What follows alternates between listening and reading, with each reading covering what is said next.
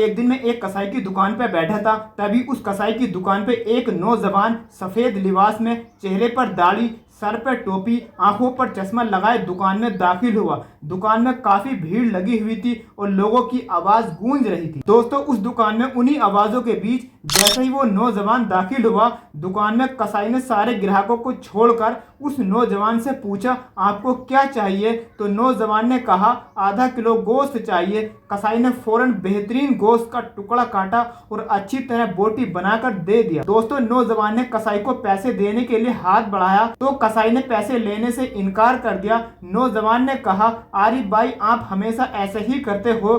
कसाई इस बात पर थोड़ा सा मुस्कुरा दिया और नौजवान भी मुस्कुराकर दुकान से बाहर निकल गया। दोस्तों, दुकान पर और जो ग्राहक थे वो तरह तरह की बातें करने लगे कि इस कसाई को तो चर्बी चढ़ गई है, ग्राहकों की कदर करनी नहीं आती। दोस्तों, तभी मेरे दिमाग में भी तरह तरह के सवाल दौड़ने लगे और मैं दुकान खाली होने का इंतजार करने लगा। दोस्तों, जब सारे ग्राहक चले गए तो मैंने कसाई से कहा कि 1 किलो गोश्त मेरे लिए बना दो।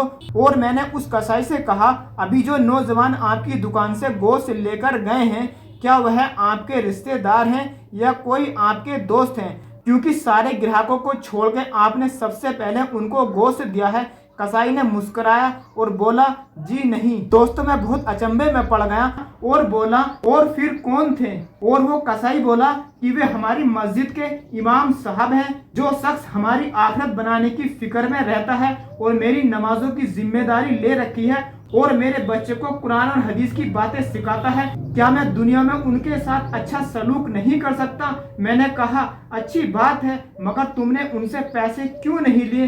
कसाई मुस्कुराया और बोला, क्या तुम्हें नहीं पता कि मस्जिदों के इमामों की क्या तनख्वाह होती है? जितनी मस्जिदों के इमामों की तनख्वाह होती है, आप इतने पैसे सिगरेट के धुएं में उड़ाते हो। दोस्तों, मैं सोचने लगा कि बात में तो दम है। दोस्तों, फिर वो कसाई बोला, साहब, यह हमारी कौम का खजाना है, इनको बचाना हमारी जिम्मेदारी है।